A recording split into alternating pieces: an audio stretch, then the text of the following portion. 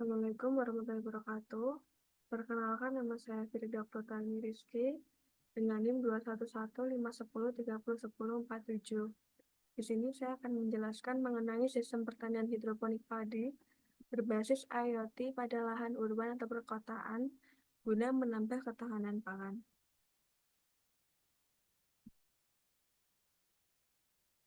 Yang pertama ada pendahuluan.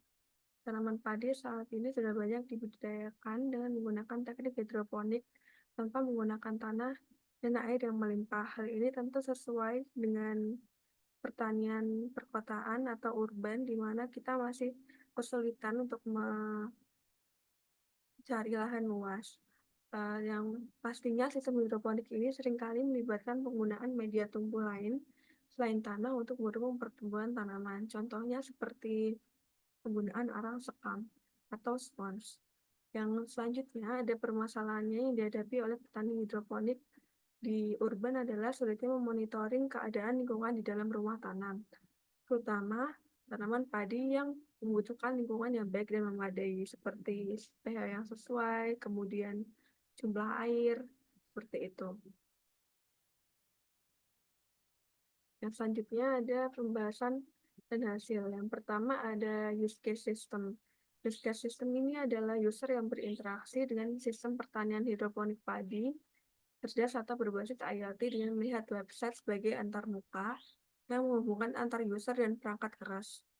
Website tersebut dapat memuat berbagai informasi yang diperlukan, seperti pembacaan sensor kelembapan tanah, kelembapan udara, pH tanah, ketinggian air pipa, dan intensitas cahaya. Dari hasil pengembangan sistem yang kita harapkan, yang pertama ada alat dapat dioperasikan dengan mudah. Yang kedua, alat yang dibangun dapat mendeteksi kelembapan tanah, kelembapan udara, pH tanah, ketinggian air, intensitas cahaya.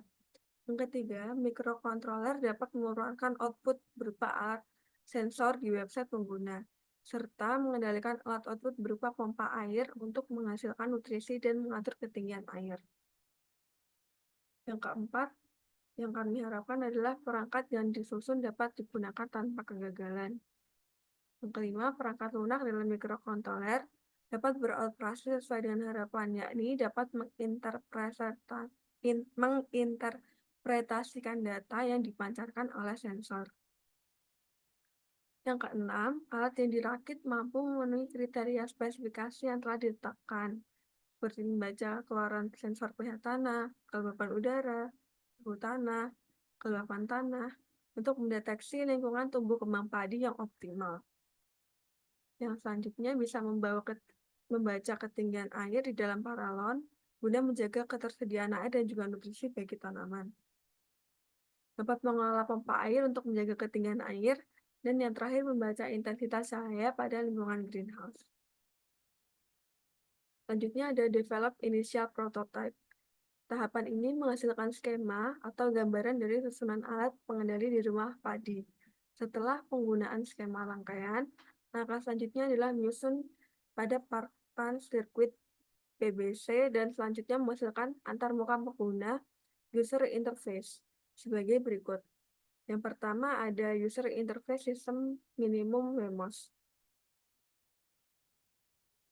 WMOS adalah sebuah modul elektronik yang dapat digunakan bersama Arduino dan berbasis pada platform ESP8266, sehingga sering digunakan untuk membuat proyek IoT pada pertanian pintar. Keunikan WMOS sendiri adalah adanya mikrokontroler terintegrasi yang dapat diprogram melalui port serial. Fitur unik ini memungkinkan WMOS diprogram tanpa memerlukan modul tambahan untuk melengkapi fungsinya. Selanjutnya ada user interface sensor pH tanah. Sensor ini memiliki bentuk batang elektroda yang akan terhubung pada Arduino. Kemudian, pengukuran pH ini berkisar antara 2,5 sampai 9 skala pH. Cara penggunaannya dengan menyisipkan batang sensor ke dalam tanah sehingga kedalaman 15 cm atau 20 cm.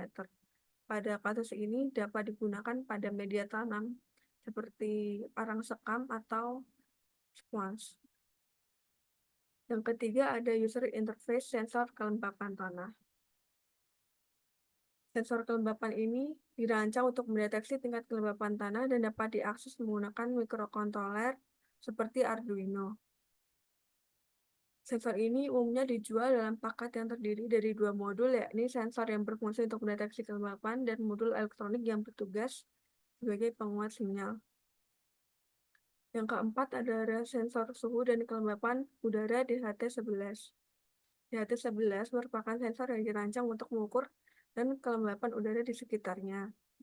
Sensor ini digunakan dengan mudah bersama Arduino yang kemudian akan terbilang stabil dan memiliki tingkat keakurasian kalibrasi yang tinggi.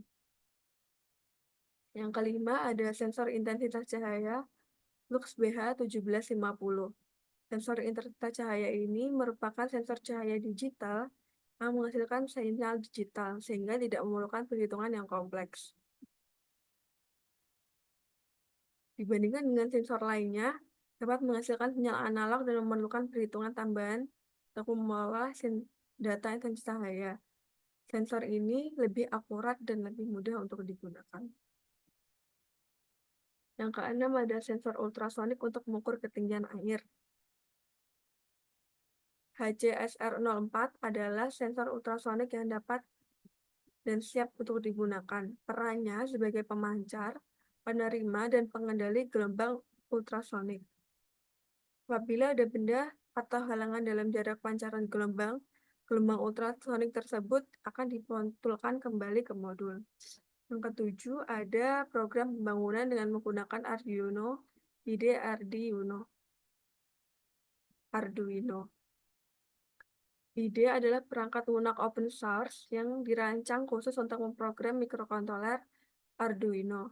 Aplikasi ini dapat diakses pada program operasi Windows, Mac, OS, dan Linux, dan tersedia dan untuk diunduh secara gratis dari sistem tersebut.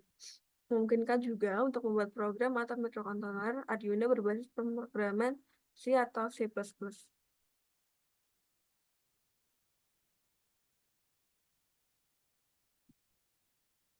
Berikut adalah revise and engines the prototype. Jadi di sini untuk alat dan server sebelumnya dilakukan pengujian sebanyak 10 kali dan hasil yang diharapkan yakni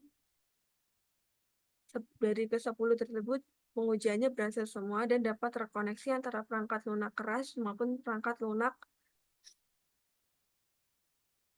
Kemudian dapat dilihat juga pada tabel dapat hasil pengujian label suhu udara, label suhu kelembapan udara, kelembapan tanah, tabel value cahaya, pengujian label ketinggian air, dan juga label pH tanah. Di sini hasil pembacaannya dapat dibilang berhasil. Jadi kesimpulannya adalah sistem alat pertanian hidroponik cerdas berbasis IoT yang dapat mengamati keadaan lingkungan secara terpadu dan real time, memudahkan petani dalam mengendalikan lingkungan dalam greenhouse. Purwarupa telah berhasil dibangun dan dapat mengamati keadaan lingkungan sekitar alat dan baik. Berdasarkan beberapa kali pembacaan data yang sesuai dengan lingkungan sebenarnya.